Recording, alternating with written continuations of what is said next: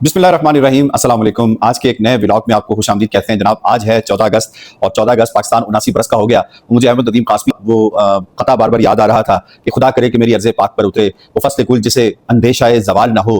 खुदा करे कि मेरे हर एक हमवतन के लिए हयात जुर्म ना हो, ज़िंदगी वबाल ना हो। यहाँ जो फूल खिले हैं वो खिले रहें बरसों, यहाँ ख़िज़ां को गुजरने की कभी मजाल ना हो। तो जनाब आज का व्लॉग हम शुरू करते हैं। तो सबसे पहले आपको एक ज़बरदस्त खबर देते हैं जनाब, और वो है गूगल के हवाले से। गूगल जैसे उसका माजी है कि गुज़श्ता कुछ अरसों से जब भी 14 अगस्त का दिन आता है तो गूगल अपनी रिवायत को बरकरार रखते हुए आज भी गूगल ने जो डूडल तरतीब दिया है वो जनाब पाकिस्तान के हवाले से दिया है, पाकिस्तान को खिराज तहसीन पेश करके दिया है। तो ये बड़ी एक अच्छी और खुशाइंद बात है। और जो इसका रवां साल का डिज़ाइन है वो पाकिस्तानी परचम की थीम पर मबनी है और कौमी दिन की मुनासबत से ये सब्ज़ और सफ़ेद शनाख्त को ये नुमाया करता है। और ये गूगल कई बरसों से ये पाकिस्तान को खिराज तहसीन 14 अगस्त को पेश करते हुए आ रहा है। दूसरी खबर जनाब खाने वाली है और वो खबर है बाजोड़ के हवाले से। बाजोड़ में क्योंकि ये खबरें आ रही थी और इस तरह का वाकया बलूचिस्तान के अंदर भी रूनुमा करने की कोशिश की गई जब दहशतगर्दों ने, फितनतुल हिंदुस्तान के लोगों ने ये कोशिश की कि इस तरह का 14 अगस्त को यौम आज़ादी पर इस तरह का एक बहुत बड़ा एक हमला प्लान किया गया था, लेकिन बर वक्त उस पर कार्रवाई करके सिक्योरिटी फोर्सेस ने उसे नाकाम बना दिया।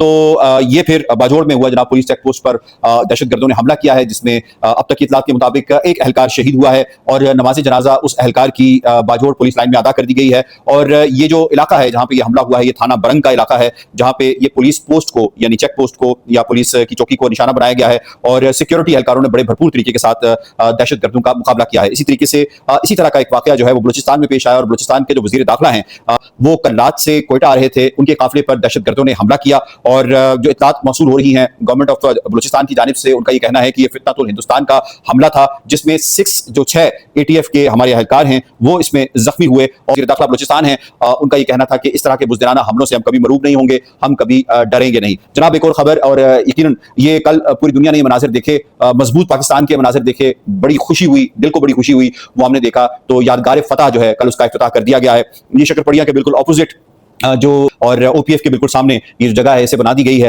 और बहुत ही खूबसूरत डिज़ाइन है, बड़े प्यारे तरीके के साथ जदीद टेक्नोलॉजी का इस्तेमाल किया गया है। और कल पूरी कौमी क़यादत जो मरकज़ी क़यादत है वो वहाँ पर मौजूद थी। सदर पाकिस्तान जनाब आसिफ अली ज़रदारी साहब मौजूद थे, वज़ीर आज़म पाकिस्तान शहबाज शरीफ साहब वहाँ पर मौजूद थे, फील्ड मार्शल सैयद आसिम मुनीर साहब चीफ ऑफ आर्मी स्टाफ वो भी वहाँ पर मौजूद थे, चीफ ऑफ एयर स्टाफ भी मौजूद थे, चीफ ऑफ नेवल स्टाफ भी मौजूद थे। और मुसल्लह अफ़वाज के जो सरबराहान हैं उनकी मौजूदगी के साथ साथ जो विफाकी वज़रा हैं काबीना के वो भी मौजूद थे। और इसके अंदर जो पाकिस्तान के अंदर एम्बेसीज काम कर रही हैं, हमारे दोस्त ममालिक हैं, हमारे जो ब्रादर ममालिक हैं, उनके जो सफरा हैं बहुत बड़ी तादाद में यहाँ पर मौजूद थे। तो बहुत ज़बरदस्त किस्म का इवेंट हुआ और यहाँ पे जो खिताब किया गया, वज़ीर आज़म ने जो खिताब किया, वज़ीर आज़म ने अपने खिताब में, सदर ने अपने खिताब में जो फील्ड मार्शल और उनकी टीम को खिराज अक़ीदत पेश किया दो फ्रंट्स के ऊपर। एक तो बुनियानुल मरसूस की कामयाबी के हवाले से जिस तरह से फील्ड मार्शल ने दलेराना क़यादत का मुज़ाहरा किया, और दूसरा उन्होंने जो फील्ड मार्शल का किरदार रहा है एज सालिस यानी पाकिस्तान का जो किरदार रहा है और उसमें जो फील्ड मार्शल ने किरदार अदा किया है अमेरिका और ईरान के दरमियान मफाहमत के हवाले से और दुनिया को तीसरी जंग अजीम से बचाने के हवाले से, उसमें खिराज अक़ीदत पेश किया गया है। और इसके साथ साथ वज़ीर आज़म ने अपने खिताब में हिंदुस्तान को अमन का दुश्मन करार दिया है। और उसकी बुनियादी रीज़न क्या है, हिंदुस्तान को क्यों करार दिया गया है, क्योंकि हिंदुस्तान ने जो सिंध तास मुआहदे को यकतरफा तौर पर इसको अपनी तरफ से एक किस्म का ख़त्म कर दिया है या मुअत्तल कर दिया है या बेंस में डाल दिया है, तो वज़ीर आज़म ने उस हवाले से हिंदुस्तान को अमन का दुश्मन करार दिया है। और वज़ीर आज़म ने यह भी कहा है कि हमारी जो अमन की ख्वाहिश है उसे किसी किस्म की कमजोरी ना समझा जाए, और अगर इस तरह का कोई मिसएडवेंचर इंडिया दोबारा करने की कोशिश करता है तो पहले से ज्यादा मुअस्सर जवाब दिया जाएगा। और अभी तकसीम का जो मुआहिदा है सिंध तास मुआहिदा, उन्होंने कहा कि ये पाकिस्तान की हतमी हद है। और इसके साथ साथ वज़ीर आज़म ने अपने खिताब में कश्मीर और फ़लस्तीन के ऊपर जो पाकिस्तान का उसूली मौक़िफ़ है उस पर उन्होंने कहा कि पाकिस्तान इस पर कायम है। और इसके साथ साथ वज़ीर आज़म ने जो मुश्तरका दिफाई मुआहिदा हुआ है कुछ दिन पहले, और इसकी बड़ी गूंज गरज है पूरी दुनिया में, बिलखुसूस मिडल ईस्ट के अंदर और कई और ममालिक इसके अंदर शमूलियत इख्तियार करना चाहते हैं, तो वज़ीर आज़म ने इस मुआहिदे को इस्लामी दुनिया और आलमी बिरादरी के लिए अमन का मुआहिदा करार दिया और अमन का पैगाम इसको करार दिया। अब आते हैं जनाब कश्मीर के हवाले से जो हमारी रीजनल खबरें होती हैं, यकीनन उसको हम भी शामिल करते हैं अपने व्लॉग के अंदर। और कश्मीर के हवाले से अगर हम जरा बात कर लें तो दो खबरें हमारे पास। एक तो कलअदम जॉइंट अवामी एक्शन कमेटी का एक नया एलामिया जो है वो आया चाहता है, और अब उसमें भी आपको बताएंगे कि इस नए एलामिया में इन्होंने कौन सी थैले में से कौन सी बिल्ली निकाली है, वो भी जरा आपको बताएंगे। इनके कौन से ऐसे 9-10 पॉइंट्स हैं जो उन्होंने दोबारा से एक इल्जामात की बौछार की है और प्रोपेगेंडा जो इनका चल रहा है उसी की एक्सटेंशन इसको मैं कहूंगा। और इसके साथ साथ फॉरवर्ड कहूटा से पाकिस्तान मुस्लिम लीग नवाज की टिकट पर इलेक्शन लड़ने वाले जो उम्मीदवार मोहसिन अजीज साहब हैं, चौधरी अजीज मरहूम के बेटे, उन्होंने भी दोबारा से बात की है। और मैं क्यों बार बार मोहसिन अजीज का जिक्र करता हूं, क्योंकि ये हल्का वो है जहां से मसाइल पैदा हो सकते हैं। ये हल्का बहुत पुराना रहा है। ज्वाइंट अवामी एक्शन कमेटी जो कलअदम है उसमें इसकी जो रिप्रेजेंटेशन है वो तकरीबन ना होने के बराबर है, और इसका एक बहुत बड़ा सहरा जो है وہ محسن عزیز کی بھی سر چاہتا ہے. محسن عزیز اس بارے میں کیا کہتے ہیں اور وہ کیا کہتے ہیں کہ اگر ان کی بات کو نہ سنا گیا تو پھر کیا ہو سکتا ہے. پہلے ذرا قلعہ جوائنٹ ایکشن کمیٹی کے اعلامیے کے حوالے سے بات کر لیتے ہیں. جناب جلدی جلدی آپ کو بتائیں گے کہ اس کے اعلامیے میں 9 پوائنٹس. امتیاز اسلم جو کور کمیٹی کا رکن ہے اور بہت زیادہ ایک ایکسٹریمسٹ سوچ کا حامل ہے, 13 تاریخ کو انہوں نے یہ اعلامیہ پڑھا اور انہوں نے کہا کہ جناب تحقیقاتی کمیشن کا مطالبہ کرتے ہیں کہ بین الاقوامی اداروں کی موجودگی میں یہ تحقیقاتی کمیشن قائم کیا جائے. دوسرا انہوں نے کہا کہ جناب یہ انتخابات جو ہے وہ ڈھونگ انتخابات ہیں, اس کو ہم رد کرتے ہیں اور اسے جو عبوری حکومت ہے اس کے قیام کا مطالبہ کرتے ہیں اور اس کی نگرانی میں دوبارہ سے الیکشن جو ہے وہ کرائے جائیں. تیسرا انہوں نے کہا کہ ادویات اور اشیاء کی جو فراہمی ہے اسے یقینی بنایا جائے. چوتھا انہوں نے بالآخر یہ بات کہہ دی ہے کہ اب جو دکانیں ہیں جو کل عدم جوائنٹ عوامی ایکشن کمیٹی نے ہڑتال کا اعلان کیا تھا, اب وہ ہڑتال میں نرمی کر کے 2 دن میں یہ دکانیں 2 دن کے لیے یعنی ہفتے میں کھلی رہا کریں گی. اور اس میں انہوں نے کہا کہ جناب یہ فارمیسیز اور صحت سے متعلق ادارے یا پھر کاروباری مراکز ہیں وہ اس سے استثناء ان کو حاصل ہے. پھر پانچواں انہوں نے نسل کشی کا الزام لگایا, دوبارہ ان کا طریقہ کار ہے. اور ایک اور جو نئی بات اس مرتبہ وہ لے کر آئے کہ جی کوئی بل بجلی کا وہ ادا نہیں کیا جائے گا, کوئی ٹیکس وہ نہیں دیا جائے گا. اور مکمل طور پہ انہوں نے کہا جی کہ جو ابھی یہ جو سپٹمبر کا مہینہ ابھی آنے والا ہے یہ آخری مہینہ ہوتا ہے اپنے ٹیکس ریٹرن فائل کرنے کے حوالے سے اور لوگ کر رہے ہوتے ہیں, تو انہوں نے کہا کہ کوئی شخص بھی اپنا جو ٹیکس ریٹرن ہے وہ فائل نہ کرے. تو یہ قسم کا آپ سمجھ لیں سول ڈس اوبیڈینس کی طرف وہ لوگوں کو اکسا رہے ہیں امتیاز اسلم صاحب اور کل عدم جوائنٹ ایکشن کمیٹی. میں اس کے اوپر تجزیہ بھی میں آپ کو تھوڑی دیر میں دیتا ہوں. اور انہوں نے پاکستانی جو میڈیا ہے جو حقائق دکھانے کی کوشش کرتا ہے اور جو انہیں کوشش کرتا ہے کہ یہ کسی قسم کا ریپروچمنٹ کی طرف آ جائیں, واپس آئیں, ٹیبل کے اوپر آئے, اس پر انہوں نے جناب زرد صحافت کا الزام لگایا. اور وہ میڈیا خاص طور پہ جس میں الجزیرہ ہے, بی بی سی ہے, جس نے جا کے جانبدارانہ وہاں پہ رپورٹنگ کی, اس کے حوالے سے جناب انہیں وہ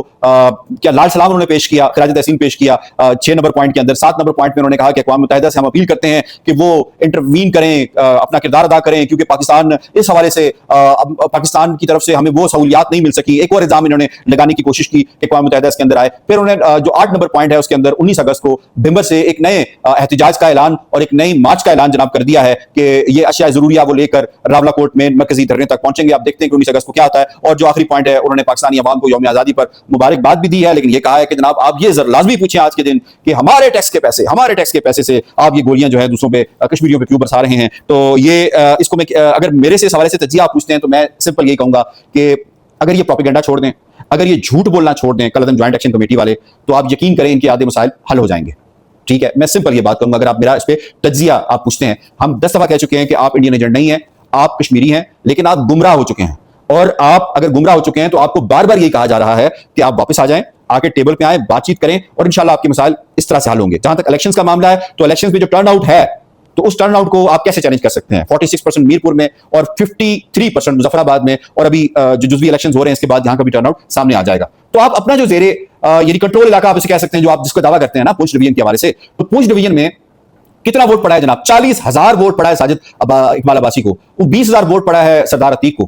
تو آپ کیسے کہہ سکتے ہیں کہ یہ ڈھونگ انتخابات ہیں؟ اور اس کے ساتھ ساتھ آپ باقی باغ میں دیکھ لیں, بستی باغ میں دیکھ لیں, شرقی باغ میں دیکھ لیں, غربی باغ میں دیکھ لیں کہ وہاں صورتحال کیا ہے. تو اسی طریقے سے میں یہ کہوں گا. اور دوسرا آپ یہ فارورڈ کوٹا میں دیکھ لیں کتنا بڑا ووٹ ہے, 30,000 35,000 ووٹ پڑا ہے. تو آپ اس کو کہہ رہے ہیں کہ جناب یہ ڈھونگ انتخابات ہیں. ڈھونگ انتخابات اس طرح کے ہوتے ہیں. 35,000 ووٹوں پہ کون ٹپے مار سکتا ہے یہ ذرا بتائیں مجھے.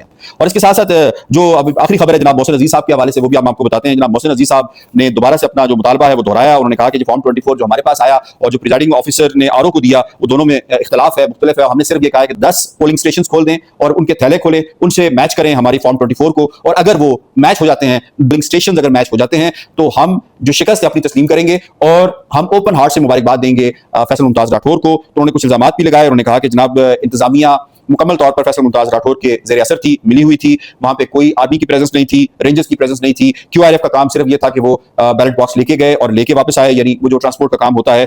اس کے علاوہ انہوں نے الزامات لگائے کہ جناب ٹھپے بھی لگائے گئے. پھر اس کے علاوہ انہوں نے کہا کہ جناب 3,000 ووٹ جو ہیں فیصل ممتاز راٹھور کے بڑھائے گئے اور ان کے جو ووٹ ہیں وہ 1100 سے زائد وہ کم کیے گئے. تو ان کا یہ کہنا ہے کہ صرف 10 پولنگ اسٹیشنز کا مطالبہ کر رہے ہیں, اور اگر نہیں کھولے گئے تو پھر جو فیصلہ عوام کا ہوگا وہ پھر ان کو مانیں گے. تو یہ انہوں نے کہہ دیا. جناب ایک نوجوان لیڈر ہیں, ایک لیگیسی ہے ان کی چودھری عزیز مرحوم کی حوالے سے, اور ایک بڑا ووٹ ہے, اور جتنی کانفیڈنس کے ساتھ وہ کہہ رہے ہیں, تو میں تو یہ کہوں گا جسٹس اور جو چیف الیکشن کمشنر ہے مصطفیٰ مغل صاحب, ان سے یہ ریکویسٹ ہوگی کہ آپ ان کو ذرا سیریسلی سن لیں, اس سے پہلے کہ ایک نیا کرائسس جو ہے وہ فارورڈ کوٹا کے اندر حویلی میں پیدا ہو جائے. ابھی آپ ایک کرائسس کو ہم دیکھ رہے ہیں کہ وہ ہم سے مینج نہیں ہو رہا اس طرح سے جس طرح ہونا چاہیے, اور اس کے اندر لوگوں کی جانیں جا رہی ہیں. تو ایک ایسا نہ ہو کہ ایک نیا کرائسس پیدا ہو جائے. تو اس پہ جو ذمہ داری بنتی ہے وہ چیف الیکشن کمشنر کی بنتی ہے, اس پہ جو ذمہ داری بنتی ہے وہ یقیناً اس کے ساتھ جو ریلیٹڈ ادارے ہیں ان کی بنتی ہے. تو کہیں ایسا نہ ہو کہ یہ مسئلہ زیادہ بگڑ جائے. تو جناب آج کے ویلاگ سے اتنا ہی. اپنا بہت سا خیال رکھیے گا اور اپنے پیاروں کے ساتھ آج کا یوم آزادی منائیے, لیکن اس سوچ کے ساتھ منائیے کہ ہمیں پاکستان کو آگے لے کر جانا ہے, پاکستان کو بہتر کرنا ہے. اس پاکستان میں بے انتہا پوٹینشیل ہے, اور ہم اپنی ذات سے، اپنے قبیلے سے، اپنے ضلع سے، اپنی قوم سے، اپنے صوبے سے اٹھ کر ہمیں پاکستان کے بارے میں سوچنا ہے، اور جو پاکستان کے لیے بہتر ہے ہمیں وہ کرنا ہے۔ بہت بہت شکریہ، اللہ حافظ۔